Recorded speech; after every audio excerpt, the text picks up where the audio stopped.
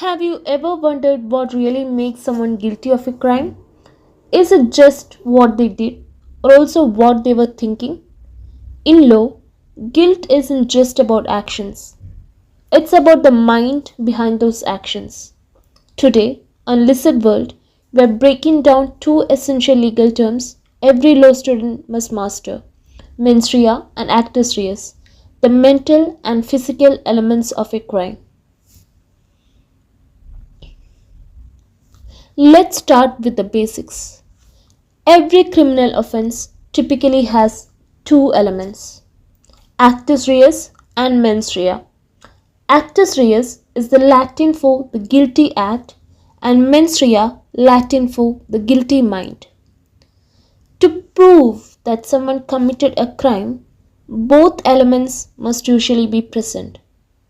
In simple terms, you must have done something wrong, actus reus, and you must have intended to do it, or been reckless or negligent, mens rea. Let's go deeper into actus reus first. This is the physical element for the crime, the act, omission, or state of affairs prohibited by law. For example, throwing a punch, driving over the speed limit, not feeding a dependent child when legally responsible. It's not just about actions. In some cases, failure to act, also known as an omission, can be the actus reus if there is a legal duty involved. Case example: in R versus Gibbons and Proctor, the father and his partner failed to feed a child. The child died. Their omission was enough to establish actus reus. Now let's look at mens rea. This refers to the mental state of the defendant at the time of committing the act. There are different types of mens rea. Intention: the person meant to cause the outcome. Recklessness: they knew there was a risk but went ahead anyway. Negligence: they failed to meet the standard of care a reasonable person would. Knowledge: they were aware of the illegality or the risk. Example: if someone plans and executes a robbery, that's intention. But if someone throws a rock into a crowd just for fun and hits someone, that could be recklessness. To be convicted of a crime, both elements usually need to be proven. Let's put them together. Imagine someone breaks into a house, actus reus, and had planned it for days, mens rea.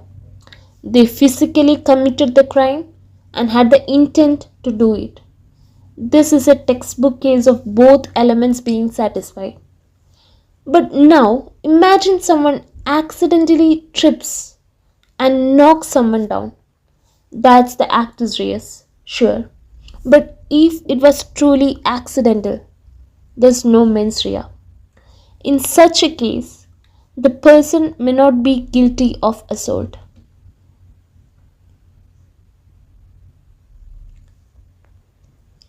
There are some crimes where mens rea isn't required, called strict liability offences.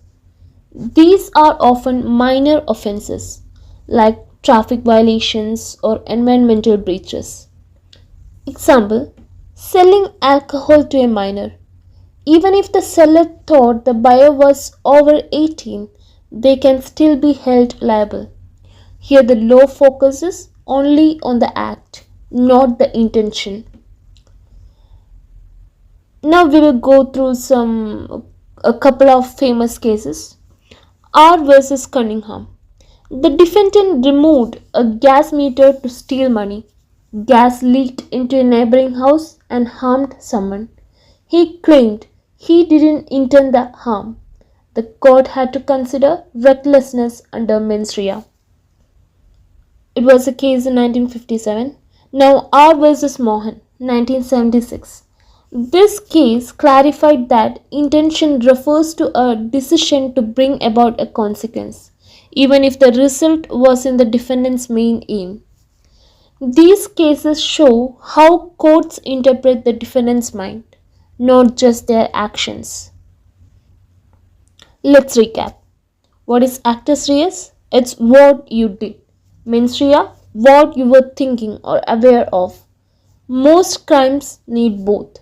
Some exceptions exist, like strict liability. Understanding these two elements is foundational for every law student and essential for criminal law exams, practice, and even real world analysis. This is Lizabelle, where we break down law one concept at a time. If this helped you, share it with a fellow law student. Subscribe for more crisp, clear, and no nonsense legal content. Thank you.